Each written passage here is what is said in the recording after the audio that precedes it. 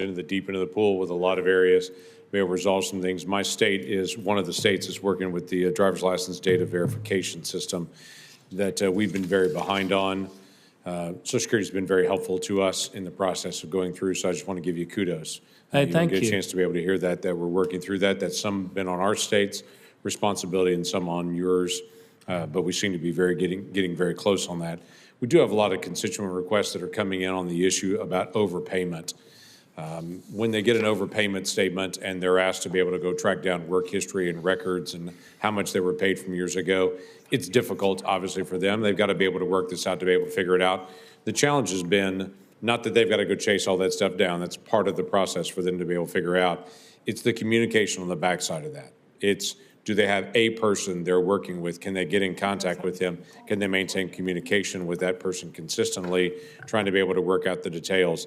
That's still an ongoing issue to try to figure out. It's confusing enough for a lot of folks that are trying to be able to handle an overpayment situation, try to be able to chase down records. It's more confusing when they deal with different people in the process to be able to resolve it. So as much as we can maintain the consistency of that, an open line of communication, that'd be helpful.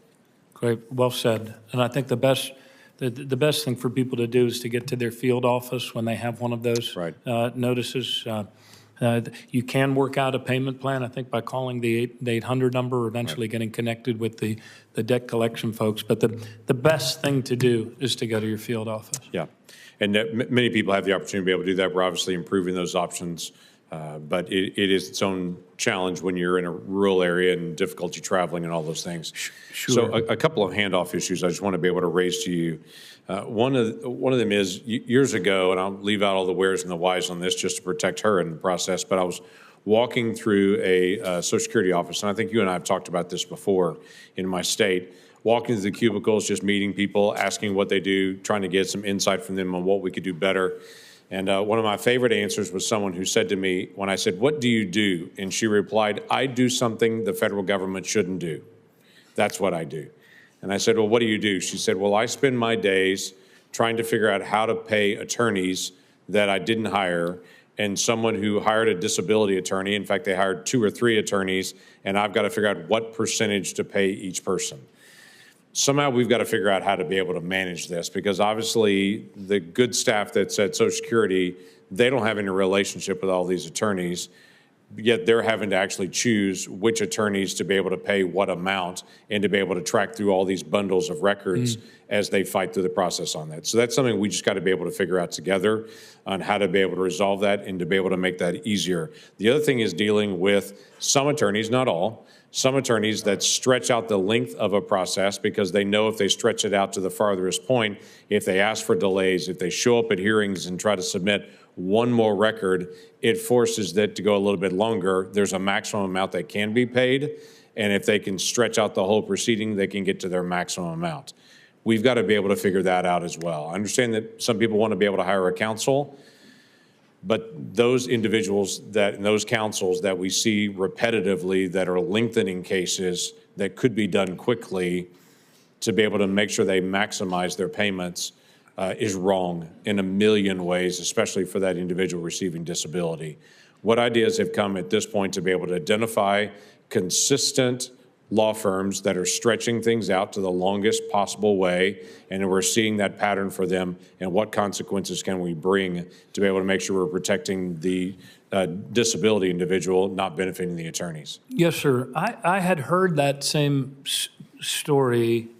In further investigation, I'm not finding a whole lot of evidence of that, and perhaps it's because the wait times have become so horribly long. Right. That it's assumed it's always there. They're always going to reach their maximum, and just given they have no need to delay the cases. It's also a violation of the professional code of conduct to do such a thing. We have noticed, though, we have shifted from doing hearings primarily as in person before COVID, and then, of course, we couldn't do any in person, so we were teleconference and video conference. Now, even after COVID, the vast majority of our hearings are being done by teleconference or video, which is allowing us to close a few hearing offices as well.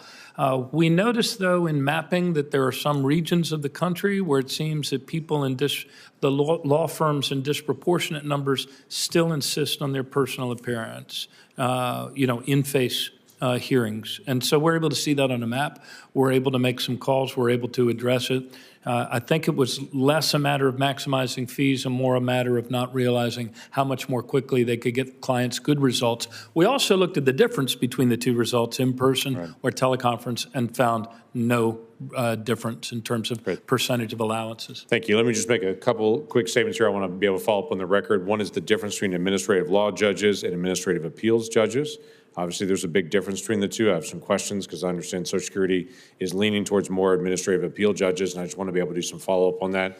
And the other one is the transition from SSI to SSDI for those teenagers making that transition.